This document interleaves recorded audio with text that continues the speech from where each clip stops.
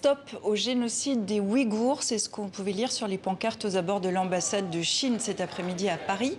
Plusieurs centaines de personnes se sont rassemblées en soutien à cette minorité musulmane persécutée par Pékin. Antoine Bondaz, bonsoir. Merci d'être avec nous. Vous êtes chercheur à la Fondation pour la recherche stratégique. Vous enseignez à Sciences Po Paris.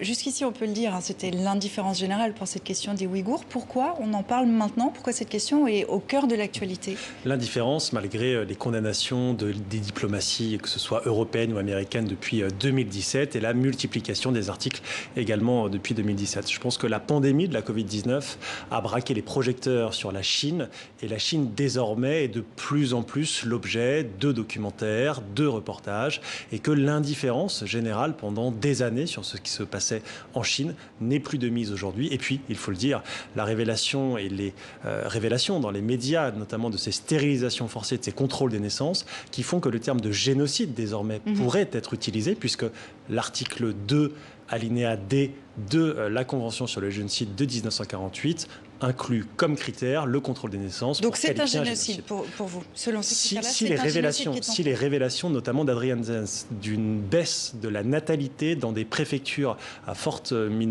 majorité ouïghours au Xinjiang de moins 84% en quelques années est révélée et est vraie, alors effectivement on peut parler de génocide puisqu'il y a effectivement un contrôle des naissances. Alors Pékin minimise, la France, vous allez l'entendre, réclamer cette semaine l'accès d'observateurs indépendants internationaux au Xinjiang. Toutes ces pratiques sont inacceptables car elles vont contre les principes universels inscrits dans les grandes conventions mondiales des droits de l'homme et donc nous les condamnons avec beaucoup de fermeté. Nous sommes fermement opposés à l'idée de lier les questions religieuses à des motifs politiques cachés et d'utiliser ces questions pour interférer dans les affaires intérieures de la Chine. Pour tous ceux qui ont une attitude objective et impartiale, nous les invitons à visiter le Xinjiang et à voir ce qui s'y passe. Ils ne doivent pas être aveuglés par les mensonges fabriqués par certaines personnes. Alors si j'écoute le porte-parole du ministère chinois des Affaires étrangères, je peux aller voir par moi-même, c'est le cas?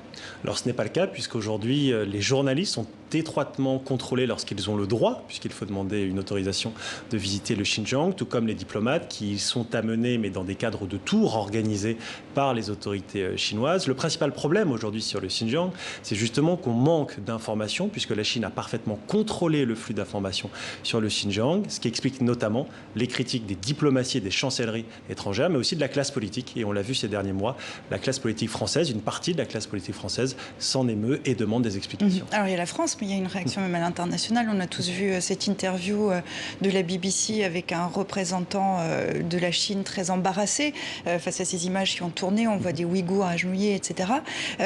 Est-ce qu'on peut dire que pour la première fois, il y a une condamnation sonore à l'international, qui fait du bruit? Alors pour la première fois, on peut dire qu'il y a une condamnation qui est médiatique, qui est reprise dans les médias. Il faut aussi souligner que les États-Unis ont désormais pris des sanctions, que ce soit des interdictions de visa et des gels d'avoirs des responsables du Parti communiste chinois en charge de la répression au Xinjiang, ou encore des sanctions contre des entreprises, qu'elles soient chinoises ou étrangères, qui utiliseraient du travail forcé venant de ces camps d'internement au Xinjiang. Et donc la conjugaison de l'ensemble de ces facteurs explique aujourd'hui cet intérêt médiatique et puis cette émotion évidemment populaire. Silence assourdissant quand même, si vous me passez l'expression, des pays musulmans. Là on parle d'une minorité musulmane en Chine. Silence assourdissant de ces pays qui, à plusieurs reprises, en 2019 et en 2020, ont soutenu la politique de répression de la Chine au Xinjiang. On verra notamment au mois de septembre, lors de l'Assemblée générale des Nations unies, si une résolution demandant notamment des inspecteurs internationaux et la visite de la haut-commissaire des droits de l'homme, Michelle Bachelet,